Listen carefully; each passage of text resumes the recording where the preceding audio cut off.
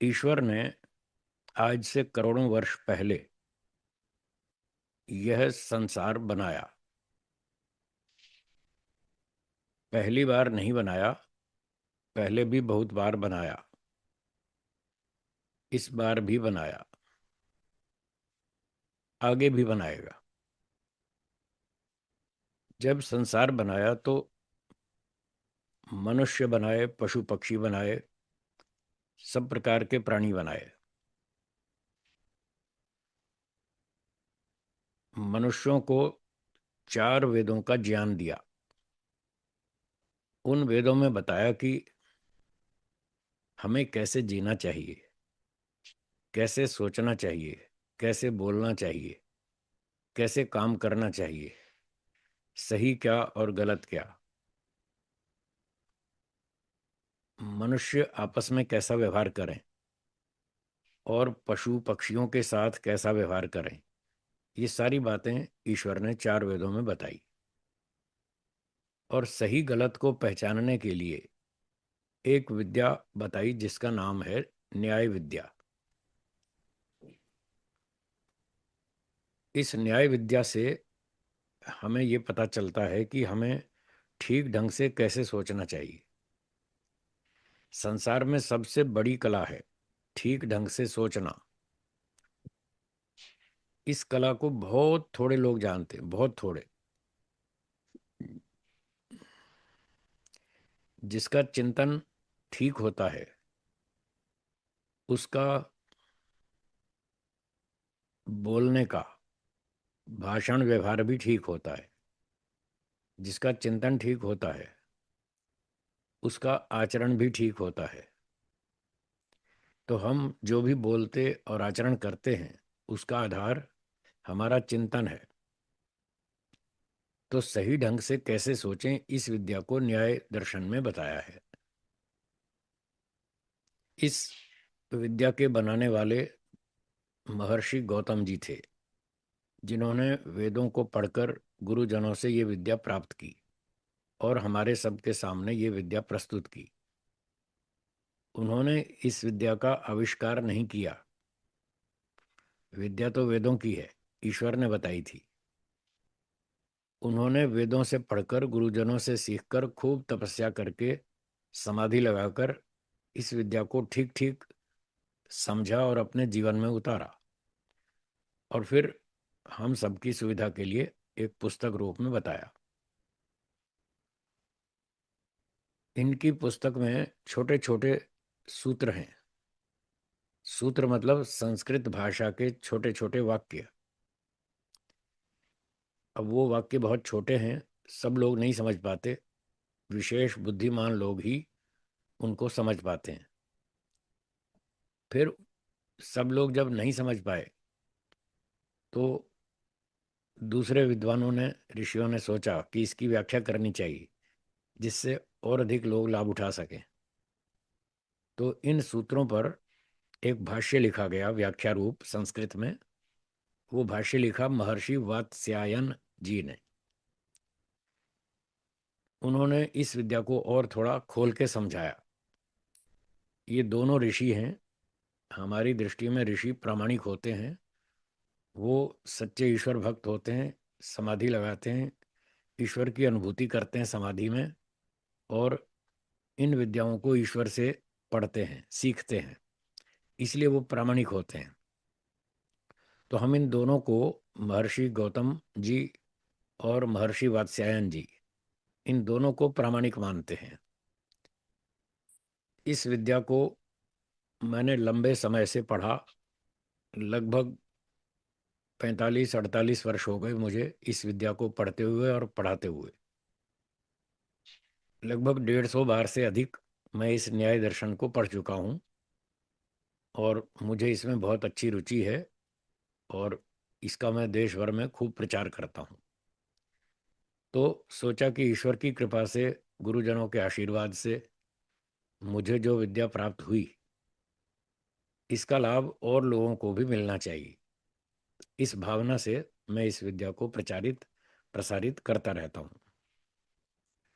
तो इस न्याय दर्शन की विद्या में बताया है कि हमें सोचना कैसे चाहिए, बातचीत कैसे करनी चाहिए। बातचीत करने के चार तरीके हैं, चार विधियां हैं। एक विधि का नाम है वाद, दूसरी का नाम है जल्प, तीसरी का नाम है वितंडा, और चौथी का नाम है शंका समाधान। वाद, जल्प, वितंडा और शंका समाधान। जो पहली विधि है वाद, ये बातचीत करने की शुद्ध विधि है। जब दो व्यक्ति किसी टॉपिक पर आपस में चर्चा करते हैं और ईमानदारी से बात करते हैं, शुद्ध हृदय से बात करते हैं, सत्य को समझने समझाने की भावना से बात करते हैं, तब इसको वाद कहते हैं। इस चर्चा का उद्देश्य होता है कि हम लड़ाई झगड़ा नहीं करेंगे, अपने अभिमान का प्रदर्शन नहीं करेंगे, हठ नहीं करेंगे, कोई छल कपट चालाकी धोखाधड़ी ऐसी बेईमानी कुछ नहीं करेंगे। शुद्ध सत्य को जानने की इच्छा करते हैं और इसी भावना से हम बातचीत करेंगे। इसको कहते हैं वाद। तो वाद के नियम ये हैं, जब दो व्यक्ति किसी विषय पर चर्चा करते हैं तो दोनों पहले अपने अपने पक्ष की स्थापना करते हैं। मैं ऐसा मानता हूं। दूसरा व्यक्ति कहेगा मैं ऐसा मानता हूं। यदि उन दोनों में टकराव है, विरोध है, तो बात आगे बढ़ेगी। यदि विरोध नहीं है तो फिर बात आगे नहीं बढ़ेगी। जैसे उदाहरण के लिए एक व्यक्ति ने कहा कि आत्मा होती है, दूसरे ने कहा कि आत्मा नहीं होती, आत्मा की कोई सत्ता नहीं है। अब इन दोनों पक्षों में सीधा टकराव है। इसको कहेंगे पक्ष प्रतिपक्ष। दो बातों में जब सीधा टकराव होता है तो इसको पक्ष प्रतिपक्ष कहते हैं। जब पक्ष प्रतिपक्ष होता है तो आगे बात चलती है। ये वाद का बातचीत करने का सबसे पहला नियम है। यदि एक व्यक्ति कहता है कि आत्मा होती है और दूसरा कहता है कि आत्मा ईश्वर का अंश है, तो अब इन दो बातों में सीधा विरोध नहीं है, सीधा टकराव नहीं है। आत्मा होती है ये बात दोनों मान रहे हैं। एक व्यक्ति ये मान रहा है आत्मा की आत्मा है और दूसरा कह रहा है वो ईश्वर का अंश है, तो इस पर चर्चा नहीं चलेगी। यदि एक व्यक्ति और दूसरा कहे कि ईश्वर का अंश नहीं है, उसका अस्तित्व अलग है, ईश्वर से कोई लेना देना नहीं है, ईश्वर अलग है और आत्मा अलग है, दो अलग अलग चीजें हैं। जब ऐसा दो व्यक्ति अपनी बात करेंगे तो इनमें टक्कर होगी, तब ये पक्ष प्रतिपक्ष कहलाएगा, तब बात आगे बढ़ेगी। फिर दोनों अपने अपने पक्ष को सिद्ध करेंगे। उसके लिए वाद में बताया कि प्रमाण तर्क साधनोपालंभ, प्रमाण और तर्क की सहायता से अपने पक्ष की सिद्धि करनी है और जो दूसरा पक्ष है उसको बताना है कि आपके पक्ष में कहाँ गलती है। इसको शास्त्र की भाषा में खंडन कहते हैं। खंडन का मतलब उस पक्ष में गलती बताना कि आपके पक्ष में ये गलती है, इसको ठीक करें। तो दोनों व्यक्तियों का ये कर्तव्य है कि वो अपने अपने पक्ष की सिद्धि करें और दूसरे पक्ष में कहाँ गलती है वो बताएं। दोनों व्यक्ति ये काम करेंगे प्रमाण और तर्क से। बिना प्रमाण बिना तर्क के कोई भी नहीं बोलेगा। तो महर्षि गौतम जी ने बोलने का ये नियम बताया कि जब भी कुछ बोलना हो पहले प्रमाण ढूंढिए, तर्क ढूंढिए, उसके बाद बोलिए। अगर आपके पास कोई प्रमाण नहीं है, कोई तर्क नहीं है, तो मौन रहिए, कुछ नहीं बोलना, समझना, सीखना, उस विषय में और अधिक जानना। जब आप प्रमाण तर्क से कुछ ठीक से जान लेंगे तब फिर बोलना चाहिए। तो मैं देखता हूँ, मुझे लंबा समय हो गया, जैसे मैंने बताया आपको, 45-48 वर्ष हो गए इस विद्या में। और मैं लोगों को सुनता रहता हूँ, देखता रहता हूँ, उनकी बातें, चर्चाएं। तो मुझे पता चलता है कि बहुत सारे लोग न्याय विद्या को नहीं जानते, नहीं पढ़ते, इसलिए उनको इन बातों का पता नहीं कि कैसे बोलना चाहिए, कैसे सोचना चाहिए। तो वो बहुत सारी गलतियां करते रहते हैं। तो यहाँ न्याय दर्शन में ये बताया कि व्यक्ति बोलने में कितने प्रकार की गलतियां करता है। उन गलतियों से हमको बचकर चलना चाहिए। मूल रूप से 4 प्रकार की गलतियां हैं। एक का नाम है हेत्वाभास, दूसरी का नाम है छल, तीसरी का नाम है जाति, जाति मतलब चालाकी, और चौथी का नाम है निग्रह स्थान। निग्रह स्थान मतलब जब व्यक्ति अपनी बात को गलत तरीके से प्रस्तुत करता है, गलत उत्तर देता है, या चुपचाप बैठा रहता है, प्रश्न पूछने पर भी कोई उत्तर नहीं देता, अर्थात उसका पक्ष झूठ है, उसकी बात फेल हो गई, कट गई, वो उसका पक्ष निरस्त हो गया, कैंसिल हो गया, हार गया, इस अवस्था को निग्रह स्थान कहते हैं। तो इस प्रकार से ये 4 प्रकार की मूल गलतियां हैं। फिर न्याय दर्शन में इनके विभाग बताए हैं, कई वैरायटीज। हेत्वाभास की 5 प्रकार हैं, छल के 3 प्रकार हैं, 5 और 3 8 हो गए, और निग्रह स्थान के 22 प्रकार हैं। तो 22 और 8 30 हो गए। और जो चालाकी है, जिसको शास्त्र की भाषा में जाति शब्द से कहते हैं, हिंदी भाषा में, सामान्य भाषा में उसका नाम है चालाकी, धोखाधड़ी, बेईमानी, उसकी 24 वैरायटी हैं। तो इस प्रकार से 30 और 24 54 प्रकार की गलतियां मनुष्य लोग करते रहते हैं। अब जब तक ये गलतियां करते रहेंगे, तब तक हमें इनका दंड भी भोगना पड़ेगा।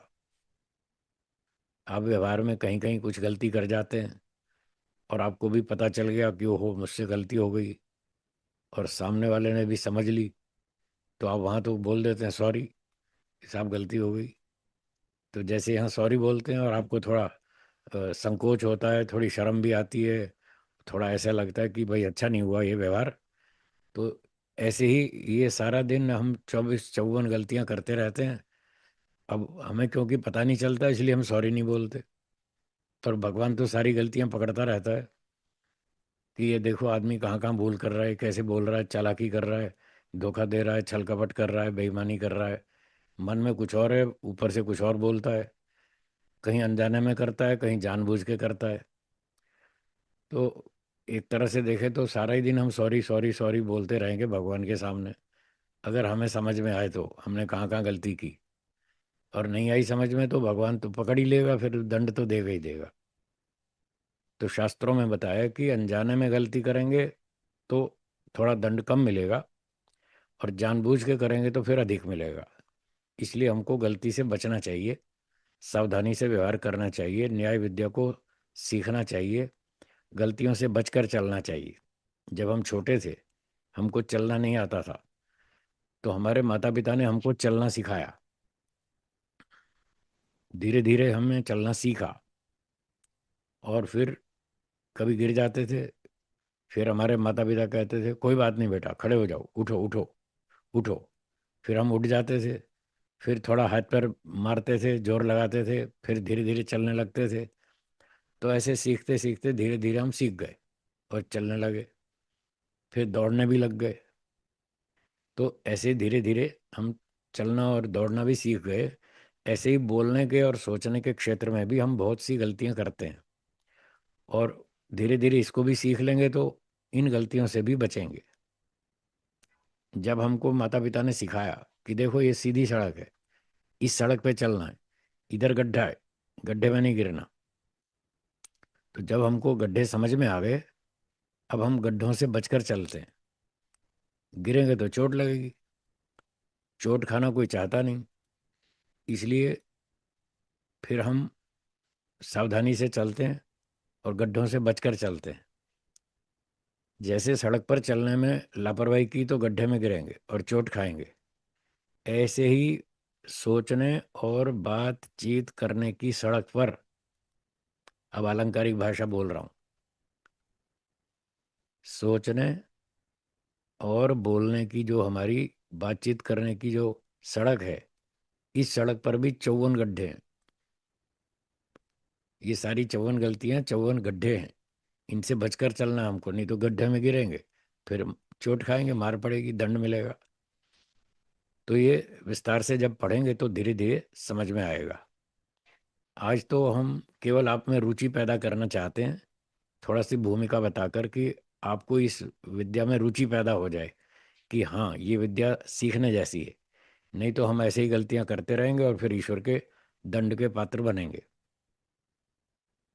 तो मैं बात कर रहा था वाद, पहली विधि की, जिस तरह से हम बातचीत करते हैं।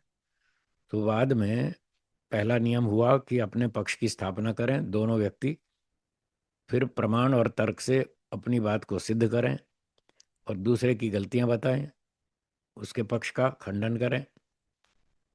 तीसरी बात है कि सिद्धांत अविरुद्ध, अपने सिद्धांत के विरुद्ध नहीं बोलना। कभी कभी बातचीत करते करते व्यक्ति को ध्यान नहीं रहता, वो अपनी बात का स्वयं खंडन कर लेता है, स्वयं विरोध कर लेता है। तो ये भी एक गलती है, उन 54 में से ये भी एक गलती है। तो यहाँ थोड़ा सा संकेत किया, सिद्धांत अविरुद्ध, कि अपनी बात का खंडन स्वयं नहीं करना, सोच समझ के बोलना, पहले से खूब तैयारी करना। बहुत सारे प्रवक्ता मंच पर जाते हैं बोलने के लिए, तो पहले घंटों घंटों तैयारी करते हैं। कोई कोई जो नए प्रवक्ता होते हैं वो तो एक एक हफ्ता एक एक महीना भी तैयारी करते हैं। जैसा कार्यक्रम हो उस तरह से उनकी तैयारी करनी होती है। तो ऐसे ही जो हम रोज बातचीत करते हैं उसमें भी हमको बहुत तैयारी करनी चाहिए। मैं देखता हूँ लोगों के मन में जो आता है बोल देते हैं, सोचते नहीं, विचारते नहीं मैं जो बोल रहा हूँ मेरे पास कोई प्रमाण भी है या नहीं, कोई तर्क भी है या नहीं, कुछ नहीं, बस जो मन में आया बोल दिया। तो ऐसे बोलना ठीक नहीं है, फिर वो गलतियां करेंगे आप बिना सोचे समझे। कोई आंख पे पट्टी बांध के सड़क पे दौड़े तो गिरेगा, चोट खाएगा। जैसे हम सड़क पर आंख खोल के चलते हैं, सावधानी से चलते हैं, गड्ढों से बचकर चलते हैं, तो ऐसे ही बातचीत की सड़क पर भी बहुत सावधानी से चलना होगा, सोच समझ के बोलना होगा, बहुत तैयारी करनी पड़ेगी। कभी कभी लोग उल्टा सीधा बोल जाते हैं, फिर बाद में पछताते हैं, ओहो मुझसे गलती हो गई, सॉरी सर, माफ़ कीजिएगा, मुझे ऐसा नहीं बोलना चाहिए था। आपको ध्यान आ रहा हो तो कभी कभी आप भी ऐसा महसूस करते होंगे, ओहो मुझसे गलती हो गई, मुझसे ऐसे शब्द निकल गए, मुझे ऐसा नहीं बोलना चाहिए था। तो नहीं बोलना चाहिए था तो क्यों बोला? आपने लापरवाही की, पहले से सोचा नहीं कि मैं किससे बात कर रहा हूँ, सामने वाला व्यक्ति कितना योग्य है, मुझसे कम योग्यता रखता है, अधिक रखता है या बराबर का है, कितना इसका ऊंचा पद है, इसके साथ कैसे सभ्यता से बात करनी चाहिए। तो हम बहुत बार इन चीज़ों पर ध्यान नहीं देते और कुछ भी जो मन में आता है बोल देते हैं।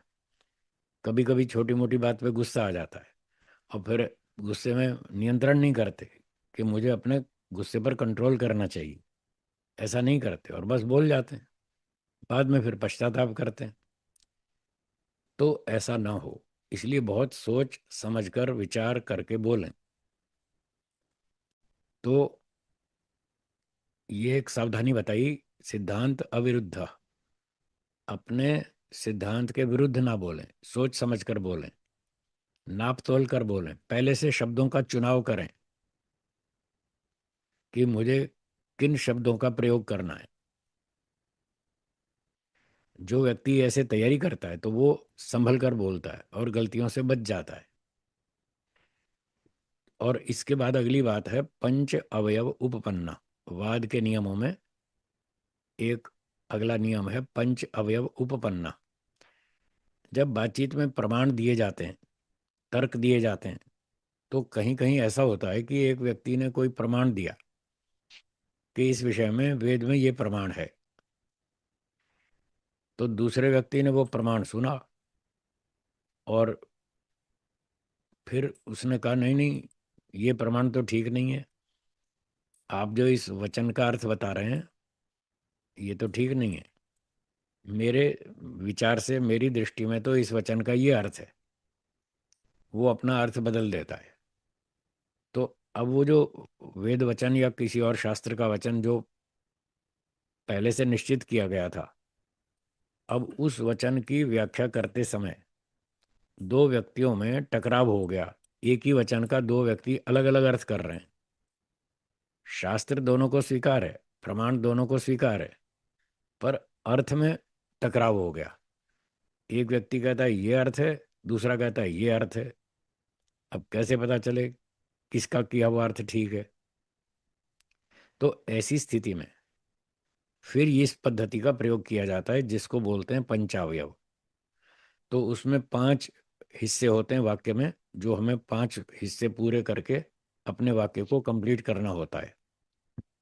वो अवयव इसीलिए बोला जाता है कि पूरी बात का एक हिस्सा, हिस्सा अवयव। तो पांच हिस्से हैं, इसलिए पांच अवयव कहा जाता है पूरी बात को कंप्लीट करने के लिए। तो जब ऐसी स्थिति आती है तो पंचअवयव का प्रयोग करते हैं। तो पंचअवयव से दो में से एक व्यक्ति की बात सत्य सिद्ध हो जाएगी। जिसकी बात पंचअवयव से सत्य सिद्ध हो जाएगी तो ये माना जाएगा कि इसने जो अर्थ किया वो सही है।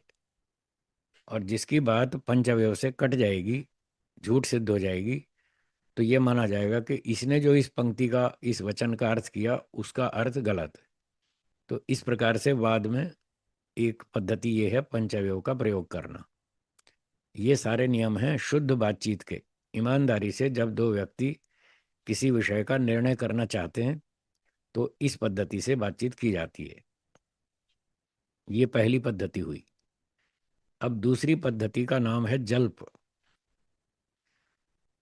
जल्प में वाद के सारे नियम लागू होते हैं। यानी दोनों व्यक्ति अपने अपने पक्ष की स्थापना करेंगे, पक्ष प्रतिपक्ष की स्थापना करेंगे, प्रमाण और तर्क से अपनी बात को सिद्ध करेंगे, दूसरे की गलतियां बताएंगे, अपने सिद्धांत के विरुद्ध नहीं बोलेंगे, आवश्यकता पड़ने पर पंचव्यव का प्रयोग करेंगे। ये सारे नियम वाद के यूं के यूं लागू होंगे जल्प में। अब अंतर इतना आएगा कि वाद में तो ईमानदारी से बात करनी थी, कोई झूठ छल कपट बेईमानी कुछ नहीं। अब यहाँ थोड़ा सा अंतर यह आया कि जल्प करने वाला व्यक्ति झूठ बोलता है, चालाकी करता है, छल कपट करता है, अन्याय करता है, उल्टा सीधा जवाब देता है। जो अभी मैंने 54 गलतियां बताई थी, अब वो 54 गलतियों का यहाँ पर उपयोग करने लगता है। कहीं जानबूझ के कर जाता है, कहीं अनजाने में भी कर जाता है। तो उसका लक्ष्य होता है मुझे जैसे तैसे सामने वाले को हराना है और खुद को जिताना है। मुझे अपने आप को सच्चा साबित करना है और दूसरे को झूठा। तो ये अच्छी बातचीत नहीं है, इसका उद्देश्य अच्छा नहीं है। इसमें झूठ, बेईमानी, छल कपट, चालाकी।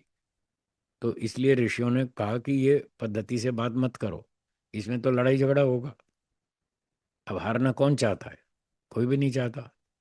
पर यहाँ तो लक्ष्य ही हार जीत का है, दूसरे को हराओ और अपनी बात को जिताओ, और वो भी बेईमानी से, चालाकी से, धोखाधड़ी से। तो इसलिए ऐसी बातचीत नहीं करनी चाहिए।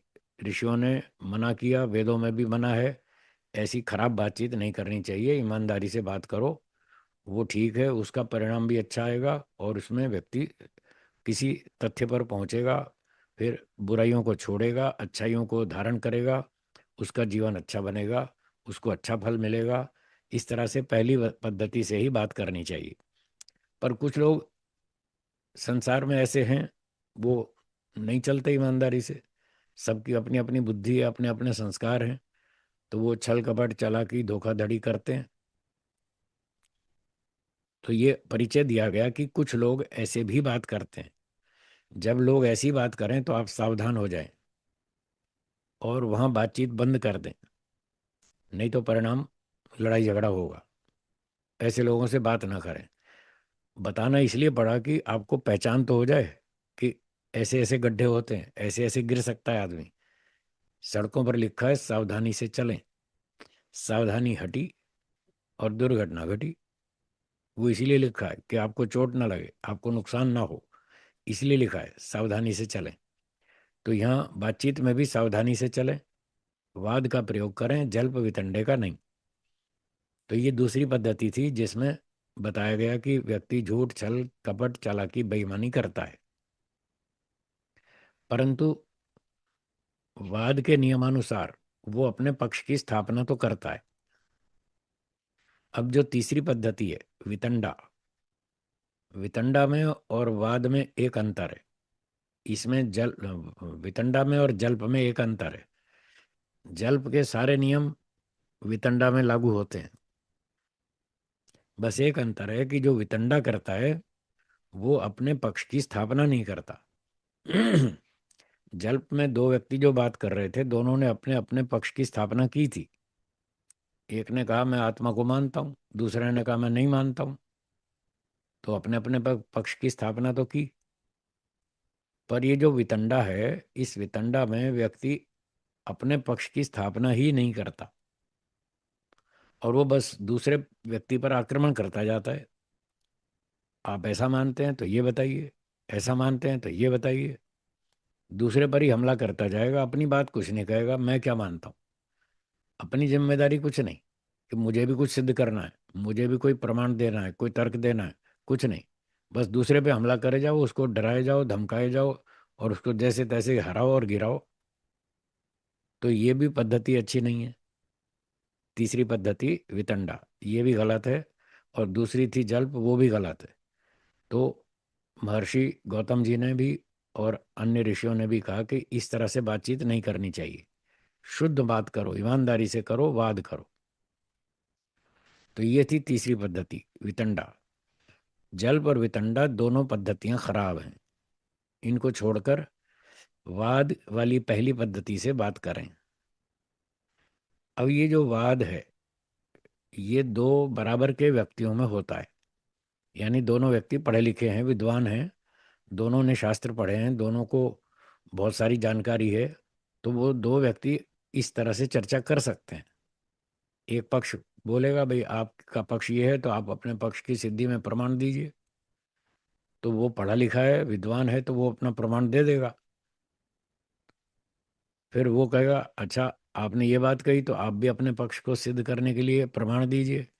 वो भी प्रमाण दे देगा। तो ये तो वाद चर्चा जो होगी बराबर के विद्वानों में होगी। जैसे अखाड़े में दो पहलवानों की कुश्ती होती है। एक पहलवान 80 किलो का है तो दूसरा पहलवान भी 80 किलो का होना चाहिए। बराबर वेट के होते हैं तब उनकी कुश्ती होती है। एक 80 किलो का हो और एक 50 किलो का हो तो उनकी कुश्ती नहीं होती। तो ये वाद, ये भी कुश्ती है एक तरह की। पर इसका लक्ष्य ठीक है, उद्देश्य ठीक है। इसमें झगड़ा करना उद्देश्य नहीं है, बात को समझना और समझाना ये उद्देश्य है। कभी कभी लोगों को भ्रांति हो ही जाती है। तो जब दो व्यक्ति बराबर की, लगभग बराबर की योग्यता रखते हैं और समझने में कहीं कहीं अंतर हो जाता है, तब ये पद्धति उपयोग में आती है कि हम ठीक ढंग से बात करें, प्रमाण तर्क से अपनी बात को सिद्ध करें और दूसरे की गलती समझते हों हम तो उसको बताएं कि आपकी ये गलती है। फिर दूसरा व्यक्ति भी ये मानता है कि मैं ठीक समझ रहा हूँ, तो फिर उसकी भी ये कर्तव्य बनता है कि वो दूसरे को अपने पक्ष की सिद्धि में प्रमाण तर्क देवे और उसकी गलती समझाए। तो ऐसे बात करते करते फिर किसी निर्णय पर पहुंच जाते हैं। परंतु जब दो व्यक्ति बराबर की योग्यता नहीं रखते, एक व्यक्ति शास्त्रों का विद्वान है, उसने 30 40 50 साल मेहनत की शास्त्रों में, और दूसरे व्यक्ति ने तो अपना व्यापार किया, नौकरी की, दुकानदारी की, उसने अध्ययन इतना नहीं किया, उसकी योग्यता कम है। तो जब ऐसे दो अलग अलग स्तर वाले व्यक्ति होते हैं तब ये चौथी विधि का प्रयोग किया जाता है, जिसको शंका समाधान कहते हैं। तो जिसकी योग्यता कम है, जिसने शास्त्रों का अध्ययन या तो बिल्कुल नहीं किया या बहुत थोड़ा किया, वो अधिक नहीं जानता, तो वो अपनी बातें पूछना चाहता है, समझना चाहता है। वो फिर अपनी बात को इस प्रकार से प्रस्तुत करता है। वो कहता है मैं ये बात समझना चाहता हूँ, मुझे समझ में नहीं आया। कुछ लोग कहते हैं भगवान है, कुछ लोग कहते हैं नहीं है। तो मुझे तो समझ नहीं आया कि इनकी बात ठीक है या उनकी ठीक है। मैं अभी संशय में हूँ, कंफ्यूज्ड हूँ। तो आप कृपया मुझे बताइए, समझाइए। तो ये है भाषा शंका पूछने वालों की। इस तरह से अपनी जिज्ञासा को, समस्या को, शंका को प्रस्तुत करते हैं। फिर जो विद्वान व्यक्ति है, जिसने खूब परिश्रम किया है, वर्षों तक अध्ययन किया है और प्रामाणिक शास्त्रों का अध्ययन किया है, वेदों का, दर्शनों का, उपनिषदों का, जो साहित्य प्रामाणिक है, जिनमें सच्ची बातें लिखी हैं। क्यों, तो किताबें तो लाखों हैं दुनिया में, वो सबकी सब प्रामाणिक नहीं है। जैसे बोलते तो सब लोग हैं, क्या सब लोग सच बोलते हैं? नहीं बोलते। बहुत सारे झूठ भी तो बोलते हैं। जैसे झूठ बोलते हैं ऐसे लिखते भी हैं। लिखने वाले कौन से ईमानदार हैं? सारे वो भी झूठी बातें लिखते हैं, गलत गलत लिखते हैं, खराब खराब किताबें छापते हैं और उसका प्रचार करते हैं खूब। ऐसी बहुत सारी भ्रांतियां और संशय फैलाते रहते हैं बहुत से लोग। तो इसलिए सारी पुस्तकें प्रामाणिक नहीं होती। ईश्वर का बताया हुआ वेद वो प्रामाणिक है। ईश्वर कभी कोई गलती नहीं करता, क्योंकि ईश्वर सर्वज्ञ है। सर्वज्ञ का ज्ञान कंप्लीट है, पूरा है, उसमें नॉलेज में कोई कमी नहीं है। न उसको कोई भ्रांति है, न कोई संशय है। वो सारी दुनिया भर की बात जानता है, बिल्कुल ठीक जानता है, परफेक्ट, करेक्ट। तो ईश्वर की जो बातें हैं वो हैं चार वेदों में, वो हैं प्रामाणिक शास्त्र। अब जो लोग वेदों को पढ़ते हैं और तपस्या करते हैं, वेदों के अनुसार समाधि लगाते हैं, वो ईश्वर की अनुभूति करते हैं और समाधि में बैठकर ईश्वर से इन सारी बातों को ठीक ठीक समझ लेते हैं, सत्य क्या है। फिर वो जो बातें बोलते हैं और लिखते हैं, उनकी बात प्रामाणिक होती है, उनको हम ऋषि कहते हैं। तो या तो ईश्वर प्रामाणिक है या फिर ऋषि प्रामाणिक है। ईश्वर सच बोलता है और ऋषि लोग सच बोलते हैं। वो वेदों को पढ़कर, ईश्वर से सीखकर फिर बोलते हैं। इसलिए ये दो चीजें प्रामाणिक होती हैं, वेद और ऋषियों के ग्रंथ। ईश्वर और ऋषि लोग, ये दो हैं प्रामाणिक। अब जो लोग वेदों का अध्ययन करते हैं, ऋषियों के ग्रंथ पढ़ते हैं, तो उनका ज्ञान भी ठीक होता है। वो वेदों के आधार पर बोलते हैं, ऋषियों के ग्रंथों के आधार पर बोलते हैं। वो अपनी मनमानी नहीं करते, अपनी ओर से कोई बात नहीं करते। तो संसार में केवल वही लोग ठीक बोल सकते हैं जो वेदों और ऋषियों के ग्रंथों को पढ़ते हैं, उनके अनुसार सोचते हैं, उनके अनुसार बोलते हैं। वो लोग ठीक बोलते हैं। तो इस प्रकार से जो बहुत सारे लोग उल्टा सीधा बोलते हैं, वेदों के विरुद्ध बोलते हैं, उनकी बात प्रामाणिक नहीं होती। तो जब किसी का ज्ञान का स्तर कम हो, जिसने वेदों का अध्ययन नहीं किया, ऋषियों के ग्रंथ नहीं पढ़े, तो फिर वो शंका पूछता है और वो जानना चाहता है कि मैं ये बात नहीं समझ पाया, कृपया मुझे समझाएं। फिर जो दूसरा व्यक्ति जानता है, जिसने इन शास्त्रों का अध्ययन किया है, लंबा गहरा अध्ययन किया है, खूब संसार में परीक्षण किया है, फिर वो उसका उत्तर देता है कि ये बात ऐसी है और ये बात ऐसी है, ये सच है और ये झूठ है। वो जो उत्तर देने वाला है उसको बोलते हैं समाधान। उसकी बात को समाधान कहते हैं। तो जब दो व्यक्ति बराबर लेवल के नहीं होते, कम अधिक होते हैं, तो कम लेवल वाला व्यक्ति शंका पूछता है और बड़े लेवल वाला व्यक्ति उसका उत्तर देता है, उसको समाधान कहते हैं। ये चौथी पद्धति है बातचीत करने की, जो महर्षि गौतम जी ने न्याय दर्शन में बताई।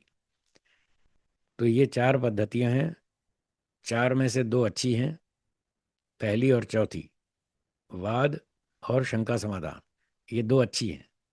इस तरह से हमको बातचीत करनी चाहिए। दूसरी और तीसरी, ये दो गड़बड़ हैं, इनसे बातचीत नहीं करनी चाहिए।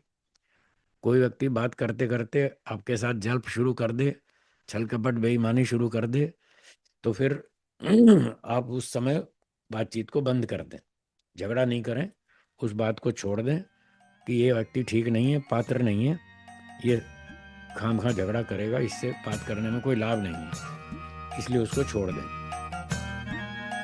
तो इस तरह से बातचीत करनी चाहिए।